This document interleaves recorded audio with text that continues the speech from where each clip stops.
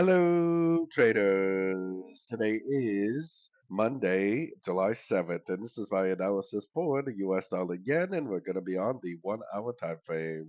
So, on the US dollar yen, we are going up right now. We have gotten a breaker structure. We did get a nice little one, two, three-way pullback after the breaker structure. So, very, very nice little entry to go long there. Now, if you've seen my full top down video, you know that I think this could be a way B on the daily. If that is a wave B on the daily, that means we should be in an impulsive uptrend for wave C.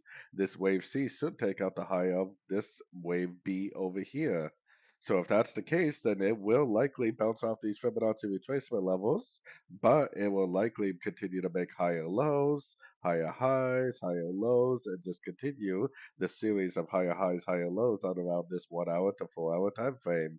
Which means for us, we definitely do want to try to focus on getting long at the end of any of these pullbacks we see. Anytime we see a nice higher low, that's where we should be trying to get long, potentially for the continuation of what is a wave C on the daily time frame.